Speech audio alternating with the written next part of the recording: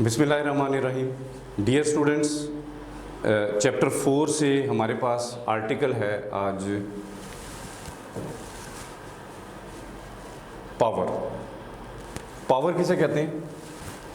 Rate of doing work या time rate of doing work is called power. Power को P से denote करते हैं। एवरेज पावर कैसे कैलकुलेट करते हैं?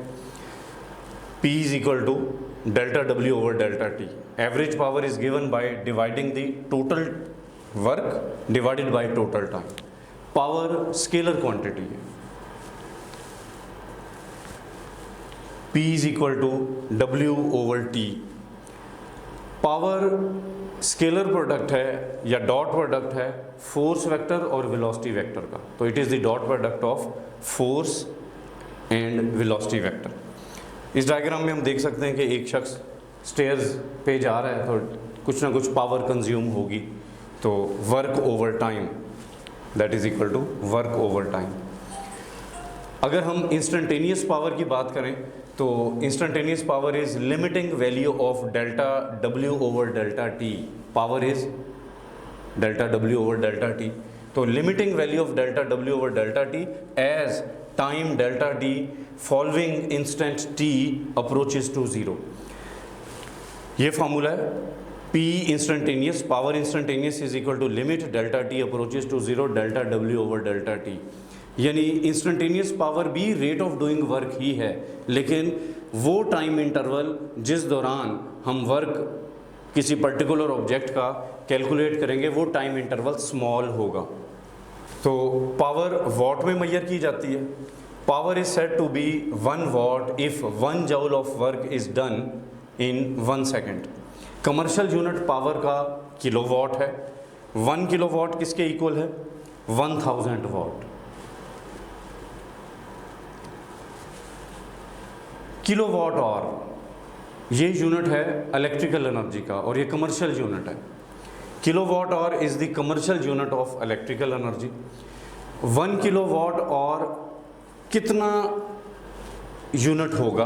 1 kilowatt hour is the work done in 1 hour by an object whose power is 1 kilowatt. यानी अगर किसी ऑब्जेक्ट की पावर 1 किलोवाट है और वो वर्क करे 1 आवर के लिए तो कितनी एनर्जी यूज़ होगी?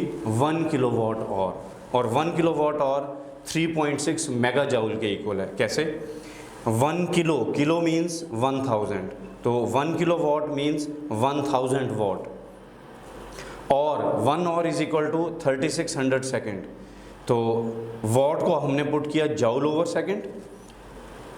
इसको कैलकुलेट करेंगे तो ये बन जाएगा 3.6 मेगा 10 की पावर 6 बन जाएगा 3.6 में जब इसे लिखेंगे और सेकंड कैंसिल हो जाएगा तो 3.6 मेगा जूल के इक्वल 1 किलोवाट आ जाएगा।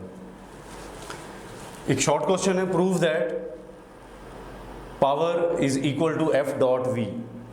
Late us consider a constant force acting on a moving body. As body moves with constant velocity, then instantaneous power। Formula पढ़ा हमने। Power instantaneous is equal to limit delta T approaches to zero delta W over delta T। Work किसके equal होता है? Dot product of force and displacement. तो F dot D ये delta ये W वाले delta की वजह से। F चूँकि कांस्टेंट है हमने स्टार्ट में कहा तो उसे लिमिट से हमने बाहर लिख लिया और ये बाकी जो है ये वेलोसिटी के इक्वल बनेगा। तो P is equal to F dot V। Horse power भी पावर का यूनिट है। 1 हॉर्स पावर किसके इक्वल है? 746 वॉट। वो कैसे? 1 हॉर्स पावर है 550 फुट पाउंड पर सेकेंड। 1 पाउंड किसके इक्वल है? 4.448 न्यूटन और 1 फुट किसके इक्वल है? 0.3048 मीटर। इन दोनों वैल्यूज़ को जब इसमें पुट करेंगे तो 1 horse power is equal to 550 foot के बजाय पुट करेंगे 0.3048 मीटर और 4.448 न्यूटन पाउंड के बजाय। तो इसको जब हम कैलकुलेट करेंगे तो 1 horse power is equal to 746 watt आ जाएगा। Thank you.